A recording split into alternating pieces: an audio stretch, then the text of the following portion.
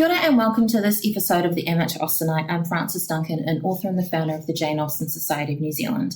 With me today is my returning guest, Emma, who is coming out of the closet as Dr. Emma Dunning. She is a medical doctor. Hello, everybody. And today we're going to be discussing Letter 28 of Lady Susan by Jane Austen, and Emma is going to read it for us. Mrs. Johnson to Lady Susan, Edward Street. My dearest friend, I write in the greatest distress. The most unfortunate event has just taken place. Mr. Johnson has hit on the most effectual manner of plaguing us all. He had heard, I imagine, by some means or other, that you were soon to be in London, and immediately contrived to have such an attack of the gout as must at least delay his journey to Bath, if not wholly prevent it. I am persuaded the gout is brought on or kept off at pleasure. It was the same when I wanted to join the Hamiltons to the Lakes, and 3 years ago, when I had a fancy for Bath, nothing could induce him to have a gouty symptom. I have received yours and have engaged the lodgings in consequence.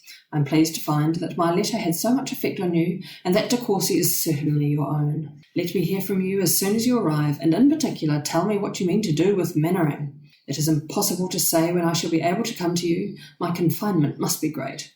It is such an abominable trick to be ill here instead of at Bath that I can scarcely command myself at all.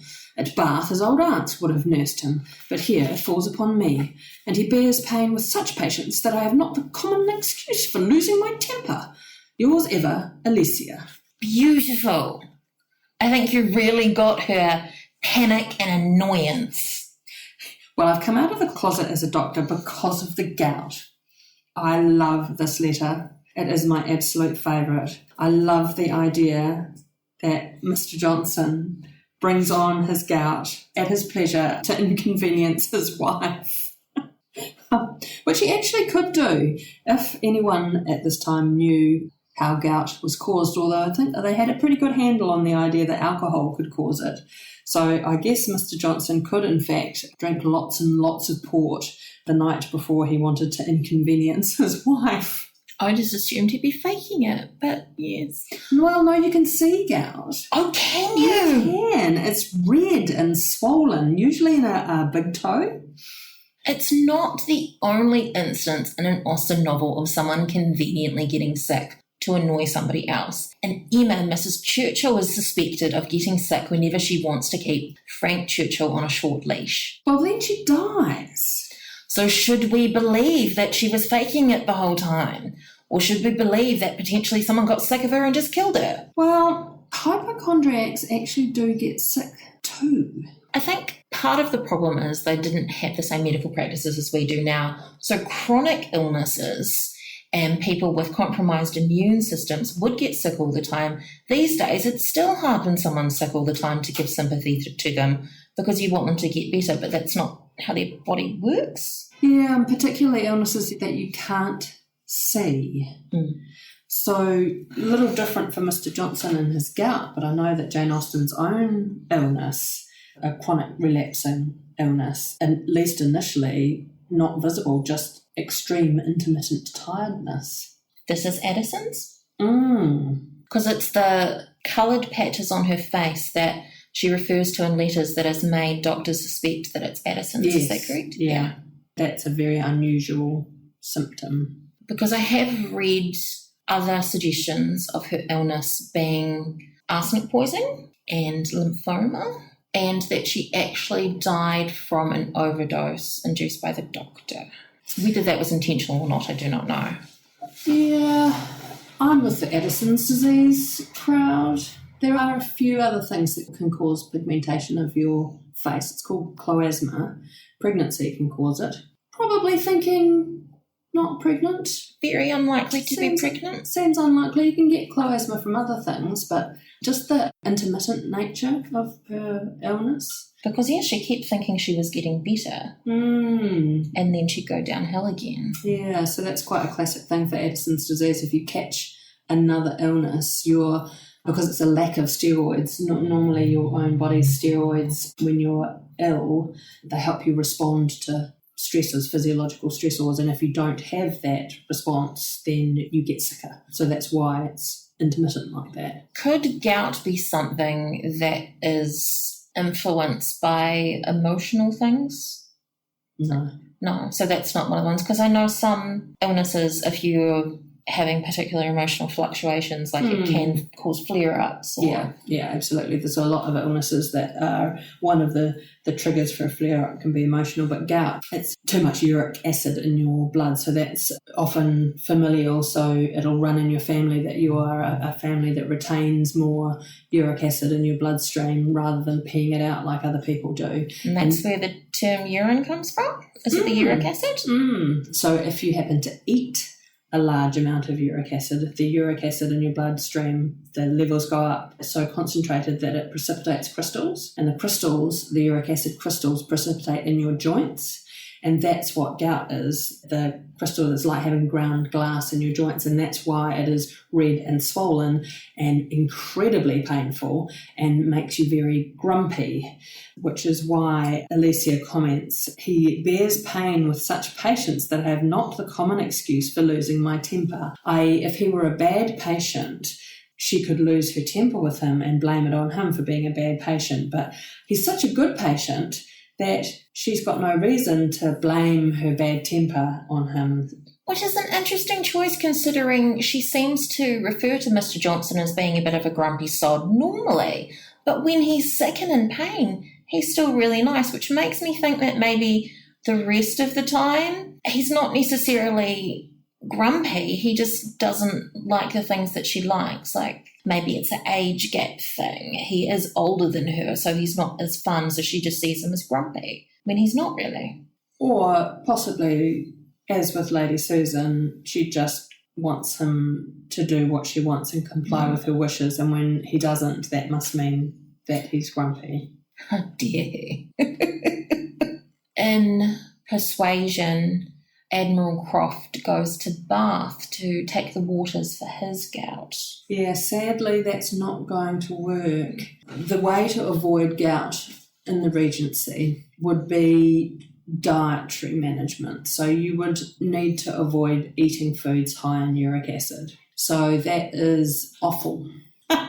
So meats, but particularly livers and kidneys, and alcohol, particularly beer. For some people, tomatoes, canned meat, which wouldn't have been a problem for those Regency types. Pickled herrings, don't imagine there were, well, maybe there were pickled herrings, more of a Scandinavian problem.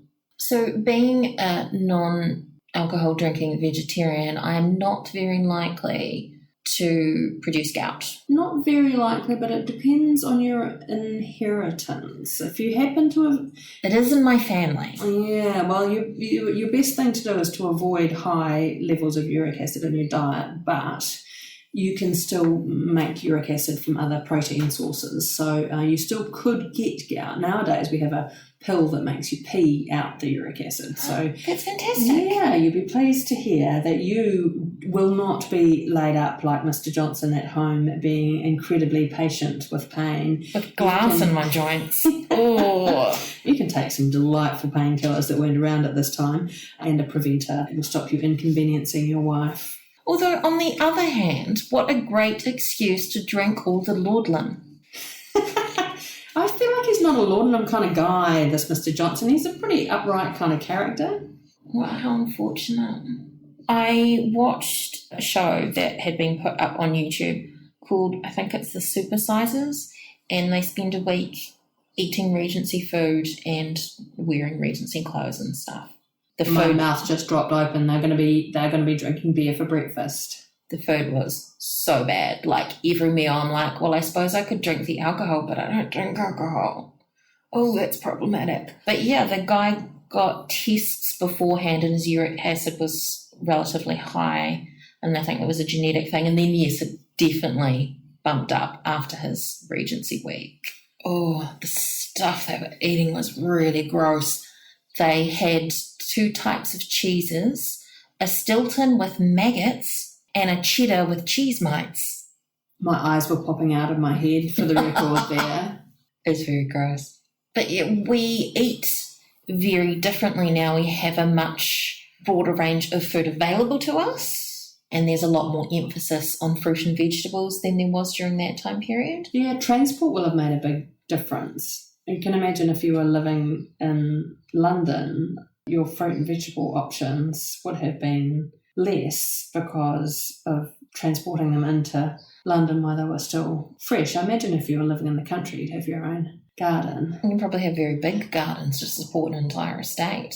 But if you were rich, I imagine you'd have your succession houses with your pineapples. But for everyone else, it'd be quite a narrow growing season. You probably would have very narrow variety of vegetables and grown in England. Even potatoes were relatively new during this period, having come over from Ireland. They weren't something that every English person was eating. I think they had turnips. Oh, that sounds terrible. Blackadder does a whole thing about turnips. Blackadder is a deeply reliable historical source. It is. Turnips that are shaped like thingies. How did we get from gout to turnips that are shaped like thingies? I blame you. So we know that Mr. Johnson is not faking because you can actually see the disease. And we know that he would normally go to Bath because when you're sick, you go to Bath because that's like the medical town, you taste the waters. And it is actually proven that the more disgusting a cure tastes, the more likely it is to work.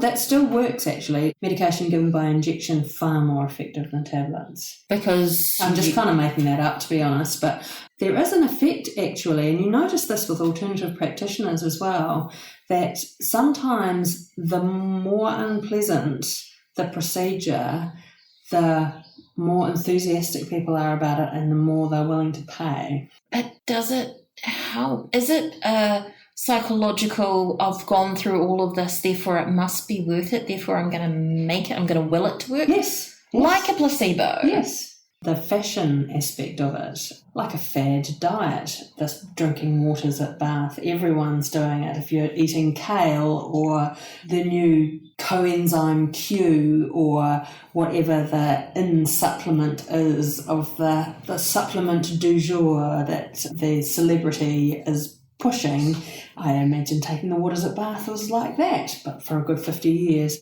I think the social aspect also helped because, as she was saying, when I wanted to go 3 years ago, nothing could induce him to have a gouty symptom because she lives in London, which is the height of the social arena, but then secondary to that is Bath, and maybe she wanted a little bit of a change. No, she wanted to go to the lakes. She wanted him to go to Bath. Oh, I misread that. I wonder if she's talking about Emma Hamilton. She was frightfully naughty. Is it the right time period? You've got to remember it's like the 1790s. Must check Wikipedia. Because she was a well-known courtesan who became married to Nelson?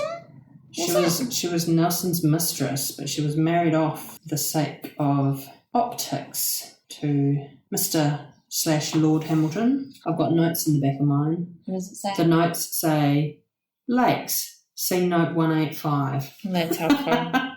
The note says, look at another note. They're probably referring to the same lakes that Lizzie Bennet wanted to visit in private beaches. It'll be the Lakes District lakes, one would think. Yeah. It's interesting also her wording. He is set on the most effectual manner of plaguing us all. She uses the word plagued and she's talking about his illness. But he's the one that's sick. But apparently he's inflicting this on her. If that ain't a victim mentality. She has a lot in common with her friend, Lady Susan. Well, that's the thing. I think we kind of have to assume they're really similar people. Why they understand each other so well. Yeah. I think there's a missing letter between Lady Susan and Mrs. Johnson because she says, I'm pleased to find that my letter had so much effect on you and that De Courcy is certainly your own. She's not referring to letter 26? Well, that's, again, the letter to Mrs. Johnson, the letter from Mrs. Johnson. So we're missing a letter from Lady Susan in between. Oh, I see what you mean, yes. Because letter 26, Mrs. Johnson said, it would surely be much more to the purpose to get yourself well established by marrying Mr. De Courcy. So Lady Susan must have written back and said, oh yes, now we're engaged. Yeah, he is certainly your own. That to me means they are engaged, but it's not stated. I think it's interesting that that letter is missed out, that we don't hear from Lady Susan saying, here's how I got him to propose. Oh, and also she has confirmed the lodgings. Mrs. Johnson runs round after Lady Susan. I'll talk to Mannering for you. I'll talk to Sir James for you. I'll engage lodgings for you. Although I imagine to a certain extent, when you did have friends in London, this was something that they did for you. They would go to the shops for you because there were shops in London. There might be one store in your little town or village.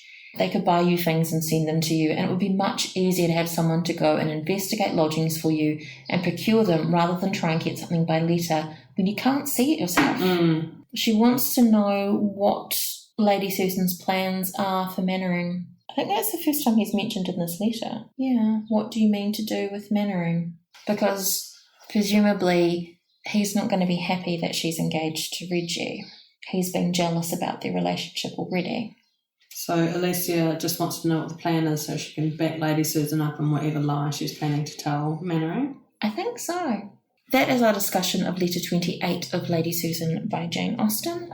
All of the links to my socials and Emma's socials will be in the notes. Thank you for listening, and we wish you happy reading.